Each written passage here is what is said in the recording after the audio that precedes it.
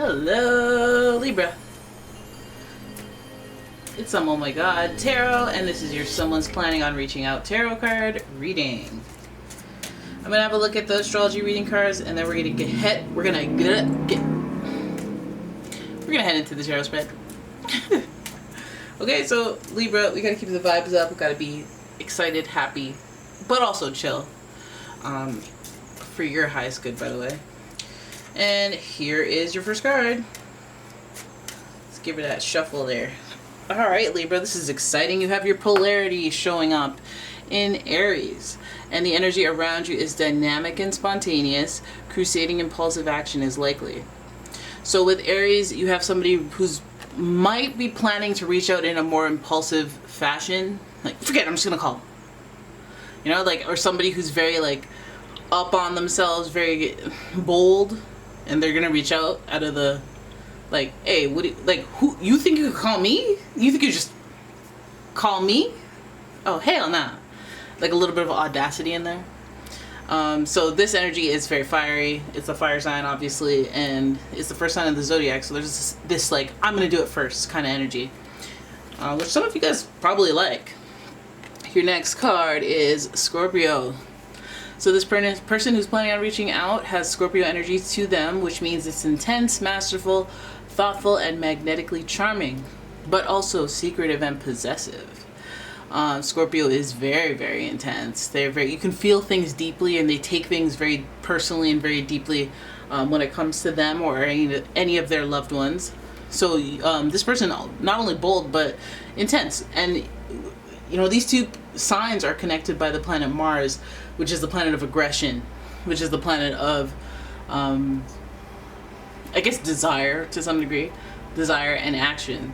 So this person will do the do. They will hella do the do. But now we know that it's kind of fueled by some intense feelings and beliefs. Scorpio is also ruled by the planet Pluto, and so we know that Pluto is about rebirth and transformation and growth and changing, kind of like, you know, changing up, switching it up through lessons learned during that last cycle, and you know, creating something else. Like, you know, you're never the same after certain events, and that's kind of like the rebirthing process where you're forever changed. So this person is going, let's hope they're not running hot, let's hope they're not angry, let's hope they're not, you know, maybe they'll come in with that sexual tension, if anything, that will they, won't they, make them googly eyes at you. Okay, your next card is Capricorn energy, and the energy around you is serious, materialistic, and hardworking. It bestows shrewdness and cautious ambition. So Capricorn, also very ambitious, just like Aries, very bold. Only Capricorn is a little more cautious. They're a little bit more organized. They're not as, let me just impulsively do it, no plan, no nothing. If I'm going to be impulsive, it's probably gonna be because I'm very confident in what the outcome's going to be.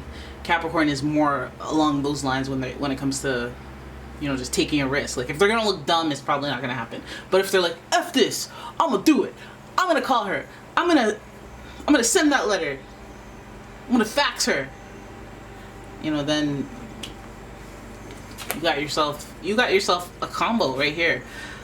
It's funny because Scorpio is a fixed water sign, so I always consider Scorpio like very Capricorn like. And that's why you'll find a lot of them together. This energy is very smoothly flowing into each other, so it feels like, you know, who they are makes sense. There's a series of events that happen that makes this person a little bit aggressive, a little ambitious, and desire-filled, but a little bit no-nonsense as well. Very intense. So let's have a look and see why they are planning on reaching out. And I'm using the Light Series Tarot for this. Let's have a look. Ooh, Four of Swords. This person is recovering. This person is in recovery.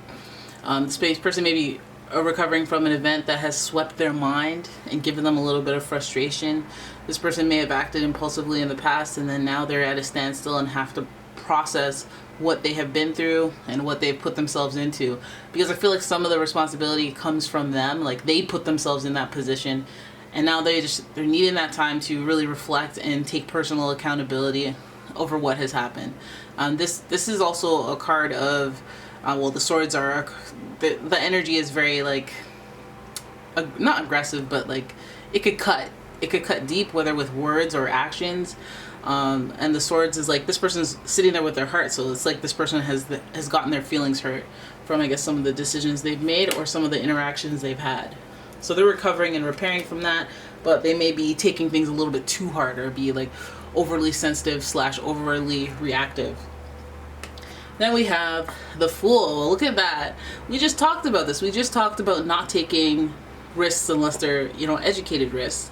But I feel like this person may be grieving or processing the fact that they did something very impulsively and it didn't work out for them, or it left them feeling empty or stunted inside. The Fool is associated with Uranus, the planet of surprise, and reform and revolution because of that visionary energy. The Fool is also associated with Aquarius. And Aquarius is this person that's like, I'm the star, I'm gonna just do stuff and things are just gonna work out. With blind faith, like they have that that X factor. And the Fool is only filled with so much confidence that they can just walk into something that they're not aware of, that they have no background with, and just try to like survive through it. They'll go into that. They have a very unique outlook, and they have a very good sense of self that they can survive. They're able to manage their emotions by compartmentalizing. So this person may seem very like, I'm just doing I'm taking steps to do what I need to do by any means necessary to achieve what I want to achieve, but I don't know how I'm going to do it, and perhaps I was a little naive in it, and that's why this person seems like they have some regrets. I feel like this is you're building up a nice little story of why they're going to reach out, because they looks like they're out here in the streets doing things, going on adventures, and then maybe they just want to tell you about it. Then we have, you fell over now. Oh, look at that. We have the 5 of Swords, more swords energy, and we're progressing from 4 to 5, and we see the Fool in between. So the 4 is the contemplation. It's the recovering from decisions that you made or that this person made. And then the 5 is about having to cut losses. I'm in too deep. I got to cut losses. I got to let this go. I don't even really want to sell my favorite chain, but I have to because I can't. I'm hungry. Like just little things. And actually saying words that they regret is also a part of this. Now also, number 5 is a very uncomfortable number, which is unfortunate because we're already talking about the swords, which can be a relatively uncomfortable energy. We see the crows here. It's like the crows are talking in his ear, and crows are symbolically known of like they're intimidating. So I feel like this person is just kind of they let the crow energy wash over them when they said some things and did some things in the past. So it's almost feeling like this person is realizing some mistakes, or they're realizing where they were hasty, or where they should have kind of taken time to reflect before they acted. But it feels like this person is just moved by the fact that they've made some decisions, and now that they look back, they're like, damn it, I shouldn't have done that. Maybe I shouldn't have done that. And because I did that, I lost this, and that, with the 5 of Swords. Then we look at the 8 of Swords. Oh wow, you're getting a lot of swords.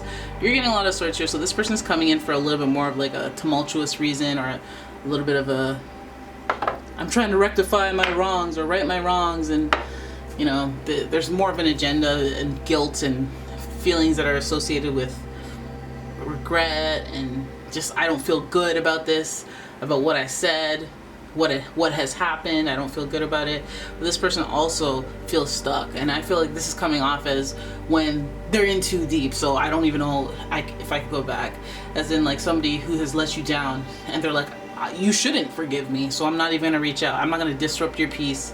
Meanwhile, you're there like, well, I mean, if you said sorry, that would help me start to deactivate the anger. And then maybe, who knows, 6 months, a year from now, 2 years from now, maybe I could come to a place where I don't feel anything, and I feel positive about you, because the last memory I have is you apologizing and you know, owning up to your mistakes. But I don't know about that with this person, because the 8 of Swords is showing this person feels at an emotional standstill, which is concerning to me, because then it kind of alters their intention for reaching out. Are you reaching out because you need saving? And even though you put some type of animosity, or you put some type of turbulence in my world, you're coming to me because you need healing, or you need some type of, you know, thing. I feel like that's what keeps this person stuck, because they know that's what they're doing, and they may not want to be embarrassed. I mean, Aries, Scorpio, they do not like to be embarrassed. And this energy is more of like, I'm stuck, I'm at a standstill, but my solutions are all around me. I have the ability to get myself out of the situation, but I can't see it because I'm limited by the way that I think. And this person, it's just a pattern, it seems like, with this person. It's like, you could have resolved everything by just apologizing up front. You could have said, oh damn, my bad, like, but you don't even know how to say sorry. You don't, like, you put yourself in these situations. And I'm just wondering if this person's coming to a place where they realize that, and they realize that things don't work out for me, and I'm the common denominator. And I just, so, you know, we're hoping that this person's coming in for some guidance and whatnot. But we have the Queen of Wands. The Queen of Wands, I feel like they're planning on reaching out to you because they've dug themselves in this hole, or they've put themselves in a place where they feel stuck, and they know that you have that energy inside them that is going to drive their actions based on their desires. Meaning that you somehow take their ideas or see what their solutions are before they do, or even if they do see their solutions, you are good at building the plan. Because this all just seems like kind of shadow selfish qualities of this person. Not selfish, but shadow self-ish qualities. And so maybe they're just looking for a clear path, but they know that they're not able to access that because of all this negativity, or all this like questionable energy where they're confused, they're blind, they have regrets, they feel bad about themselves, but they also, you know, they're a free spirit. You know, they want to try things and walk into the unknown, but also they're blind and they have an issue. So they're all over the place. And I feel like Queen of Wands represents that you energy. I feel like it represents somebody who wants to be able to act and in a solemn, dignified way, a very strategic way. I feel like they may see that in you, and that's why they're reaching out, because you'll create the path, or you'll help them see the path that they need to create. Not necessarily that you will do the legwork, but the wands represents action. And I think that when they consult with you or they talk to you, maybe it leaves them with a feeling of desire, and it leaves them motivated. But whatever it is they get from you, it is the action to move out of situations like this Eight of Swords, where they feel at a standstill, stuck, blah. And I feel like, you know, the wands also does represent that appreciation, or that that thirst for living again, and that thirst for getting up and going out there and doing something. So motivation. And I feel like they get that, they see that in the face of the Queen of Wands would represent you, somebody who's more of an internally sound person. I mean, you may be somebody that acts and does things, or you may be motivated and determined, and it's proven by the way that you carry yourself, but I feel like this person is just looking for the face of that type of inspiration, so they can get themselves either through the situation, through where they are. So this person may have like even relocated or done something, went on an adventure of some sort that they aren't prepared for. They may be reaching out so they can get themselves out of a predicament that they're in while they're away, due to poor planning. It could be poor planning, but it could be a bunch of other things. Alright, so there it is. That is your reading. I hope you guys enjoyed it. If you did, please give the video a thumbs up and subscribe to the channel. Leave a comment, share the video, and if you'd like your own personal reading, please check out the description for a link to my website, as well as a link to my Etsy shop, and I will see you in the next one. Bye-bye!